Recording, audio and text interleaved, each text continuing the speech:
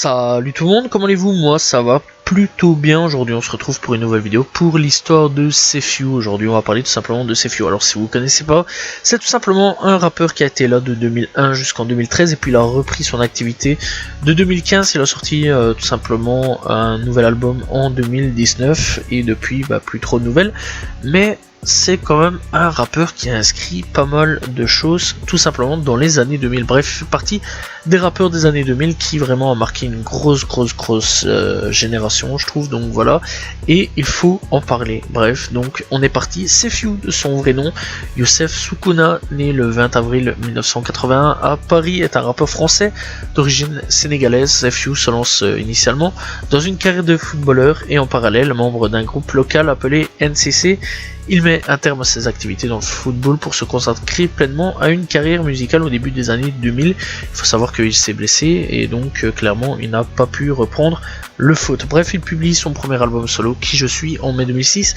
Il suit 2 ans plus tard avec tout simplement Suis-je le gardien de mon frère. En 2008, il publie un 3e album solo intitulé Oui je le suis, et en octobre 2011 tout simplement. Et donc en avril 2019 Sefiu publie son 4e album solo, Youssef, avec une signature au label Polydor, donc voilà, qu'il avait signé en 2015, donc dans ce qu'on avait pu avoir comme information, et a sorti seulement son album quelques temps plus tard, donc en 2019. Durant sa carrière musicale, il collabore avec tout simplement des grosses têtes d'affiche de l'époque, donc tout simplement telles que ROH2F, Olkari, Kenza Farah, qui était une chanteuse R&B qui faisait de temps en temps du rap, etc. Peut-être qu'un jour j'en parlerai. Rimka, Seth Gecko, et ainsi que Lafouine. Alors pour ceux qui veulent savoir, j'ai déjà fait une histoire sur Lafouine, n'hésitez pas à aller checker. Donc voilà, bref, donc Youssef est tout simplement né le 20 avril 1980 à la Goutte d'Or Barbès, dans le 18e arrondissement de Paris. Il grandit au sein d'une fratrie de 4 frères et 3 sœurs. Ses parents sont d'origine de Tambunka, j'espère que je le dis bien, une ville située dans le sud-est du Sénégal. Il s'inscrit au comité sport et loisirs d'Aulnay-sous-Bois en Seine-Saint-Denis à l'âge de 10 ans, où il joue avant-centre aux côtés du jeune Oula Diarra. Avant sa carrière musicale, il jouait tout simplement en haut niveau, tout simplement au poste d'allié gauche, et donc en foulant les pelouses du centre de formation d'Arsenal à Londres, au Royaume-Uni. Donc tu vois clairement que le mec, c'est pas n'importe quoi. Et bien Youssef découvre en parallèle, tout simplement la musique chez son oncle grâce aux voix de Michael Jackson, James Brown et Bob Marley, et commence à rapper très jeune en écrivant ses premiers textes dans la chambre de son ami Baba. En 1992, Sefiu commence à jouer de la batterie. En 1993, Sefiu et ses amis Baba et Kouamon fondent le groupe NCC, et donc tout simplement s'appelle Nouveau Clan D de la Cité, qui intègre un an plus tard le collectif d'Aulnay Team D-Soul sous le nom de New City Connection. À cette période, Team D-Soul publie une compilation qui fait participer tout simplement NCC avec les chansons Tu vas récolter et Bosser s'espérer. En 1998, il s'installe plutôt pendant 2 mois à Londres pour effectuer des essais. Il se blesse malheureusement grièvement au genou et repart à Paris. Il quitte son groupe NCC la même année, et clairement c'est fini pour lui, pour son activité de foot, puisque dû à la blessure, ça lui supprimera toute chance tout simplement de pouvoir avoir une carrière internationale. Après avoir volontairement mis un terme à ses activités de footballeur, tout simplement, Sefiu décide de s'investir intégralement dans le rap. Il choisit comme pseudonyme Sefiu Verlan de son prénom, tout simplement Youssef, écrit de la manière du japonais, tout simplement. Au début des années 2000, il fait plusieurs apparitions, avec notamment sur la chanson Code 187, issue du 3e album de La Fierté des Nôtres de ROH2F. Il cache une petite partie de son visage, son front et ses yeux, et doit ne pas se faire reconnaître devant les médias, et estime ne pas avoir besoin de se montrer pour faire de la musique. Cependant, bon nombre de photos et de vidéos le montrent à visage complètement découvert, comme l'intérieur de l'album de Qui je suis. En 2001, tout simplement, Sefiu participe aux Francopholies de La Rochelle.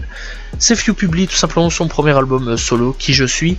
En mai 2006, l'album, qui contient 18 chansons au texte combatif, est produit tout simplement entièrement par Thérapie, tout simplement, aka 2093, futur producteur de Caris et Booba. Je pense que tout le monde connaît Thérapie, surtout à l'heure actuelle, avec tout simplement Or Noir de Caris, Or Noir 1 et 2, qui sont devenus clairement des grosses pointures dans le rap et surtout des grosses références au niveau des deux projets là, et surtout Caris au niveau de la trappe. Bref, donc CFU tout simplement découvre avec tout simplement et certifié double disque d'or avec plus de 100 000 exemplaires vendus. Il multiplie ensuite ses apparitions, Humphrey sur le titre Pour mon peuple et Chris sur Argent propre, Argent sale. Il réalise un featuring avec Medine intitulé Syndrome de Stockholm. La même année, son titre Lettre du front qui dénonce la guerre et la souffrance des familles sur l'album de Ken Zafara fut produit en 2007. Le clip sorti en début 2008 le révèle au public R&B de Ken Zafara. CFU réside actuellement à Aulnay-sous-Bois, ville dans laquelle il compose la plupart de ses morceaux. En parallèle à sa carrière musicale, CFU continue d'être actif dans le domaine social en faveur des quartiers défavorisés. Alors il faut savoir tout simplement que Lettre du fond est vraiment un gros hit de la part de Ken Zafara et de CFU. Voilà, bref, moi en tout cas je l'entendrai énormément tourner tout simplement dans ces années là, sachant quand même que je l'ai quand même énormément entendu, vraiment énormément entendu. Je crois que ce son là a vraiment été l'un des sons sur lesquels j'ai vraiment peut-être le plus entendu dans les années 2007-2008. Donc voilà, bref, donc le 12 mai 2008 il publie son deuxième album, Suis-je le gardien de mon frère, qui entre tout simplement donc premier des top albums en France dès la première semaine avec tout simplement 16 362 exemplaires et est certifié double disque de platine avec plus de 200 000 exemplaires vendus. Il détrône ainsi des classements tels que Madonna et son album Hard Candy. La nuit tout simplement du samedi au dimanche 1er mars 2009, CFU remporte la victoire de la musique dans la catégorie artiste ou groupe révélation du public et donnera tout simplement un show à la victoire de la musique. Et donc ça sera plutôt cool pour CFU tout simplement. Donc voilà, bref, donc son troisième album, Oui je le suis, est tout simplement publié quant à lui le 17 octobre 2011, est certifié disque d'or avec plus de 80 000 exemplaires vendus. CFU annonce revenir en septembre 2013 avec une mixtape, puis par la suite, bien à la fin de l'année 2013, devra tout simplement être suivi par l'album Youssef, qu'on aura malheureusement pas du tout en fait, puisque en fait 2013 on n'aura pas de nouvelles de CFU, il disparaîtra complètement, on n'a pas du tout de trucs, de nouvelles, de projets, rien, même pas un single ou quoi qu'est-ce de temps en temps, c'est le néant, le mec disparaît du jour au lendemain. Alors on sait pas vraiment pourquoi, il y a eu des théories comme quoi que l'album a vraiment flop et que ça a pas trop plu à CFU et que là-dessus il a préféré se retirer du rap, etc. Bref, beaucoup de gens l'attendaient, surtout attendaient cette nouvelle mixtape, voulaient une mixtape, nous voulaient un nouveau projet de CFU et on n'aura rien du tout, et pour ça, faudra attendre clairement pendant quelques temps. Après presque 4 ans d'absence dans le rap, depuis la sortie de Oui je le suis, il annonce en mai, tout simplement, donc le 18 mai 2015, avoir rejoint le label Polydor. Déjà, on espérait un retour de CFU et non. Là encore, pas de retour. Alors pourquoi, on sait pas du tout, on sait pas vraiment pourquoi il est pas revenu à ce moment-là. On sait pour le moment qu'il est clairement signé chez Polydor, mais il n'y a pas eu de retour. On a juste eu une photo tout simplement de la part de CFU sur lequel il expliquait qu'il signait chez Polydor, mais sinon dans l'ensemble on n'a rien eu de bien spécial. Et là encore une fois les gens étaient un peu frustrés et clairement ont été dégoûtés du retour potentiel mais qui ne se faisait pas, et clairement les gens voyaient tout simplement disparaître CFU petit à petit. Alors ce retour musical se précise tout simplement en mars 2019 avec la sortie d'un morceau intitulé Mal à l'aise, et donc c'est le 12 avril 2019 que CFU publie son nouvel album qui s'intitulera Youssef, 8 ans après son dernier projet. Et clairement on va pas se mentir que malheureusement ça s'est pas trop fait connaître et que ça a pas très bien marché pour CFU malheureusement. Alors mis à part ça, on va pas se mentir quand même que CFU a quand même marqué une énorme génération. Moi personnellement ça m'a énormément marqué. Donc voilà, vraiment ces 4 albums m'ont vraiment marqué. Alors ces 3 premiers albums m'ont plus marqué que le 4ème. Youssef, malheureusement je pense qu'il est arrivé un peu trop tard, je vais dire. Alors je pense que si maintenant il reviendrait vraiment beaucoup plus dans le rap, il y aurait moyen vraiment qu'il vienne et qu'il renseigne le rap comme il faut, surtout en refaisant clairement des bonnes collaborations, etc. Et je pense vraiment surtout que il a marqué une énorme génération sur pas mal de choses, et clairement aussi a marqué aussi la victoire des musiques, on va pas se mentir, parce que la victoire de la musique c'est quand même quelque chose pour beaucoup de gens, pour beaucoup d'artistes, et clairement ouais, il avait quand même pas mal marqué, son arrivée avait fait quand même quelque chose là aussi. C'est un peu comme 113, si je me trompe pas, avec Rimka, etc. Si je me trompe pas, bien sûr. Faudrait que j'aille rechercher dans mes souvenirs un peu plus loin. Donc voilà. Bref, eux aussi avaient débarqué clairement avec quand même quelque chose d'assez incroyable aussi. Donc voilà. Bref, clairement, CFU, il y a quand même pas mal de gros hits qui ont tourné quand même durant ces longues années et que je vais quand même vous conseiller d'aller checker. Alors bien sûr, je peux pas passer à côté non plus de certains featuring qui sont quand même bien connu aujourd'hui, donc voilà, et certains featuring qui, je pense, pour beaucoup, a marqué quand même une grosse génération, surtout un featuring avec La Fouine et Soprano, donc ça fait mal, qui a quand même clairement marqué une grosse génération. Bref, donc on va parler tout simplement de quelques sons, donc tels que Molotov 4 qui, je pense, a vraiment retourné vraiment des grosses têtes à l'époque, parce que très sincèrement ça faisait bouger à mort, c'était vraiment un très très bon son. Donc voilà, on avait Turbo aussi, sorti il y a 11 ans d'ici, qui est vraiment exceptionnel. Turbo, je vous conseille vraiment d'aller checker, donc c'était sur son 3ème album.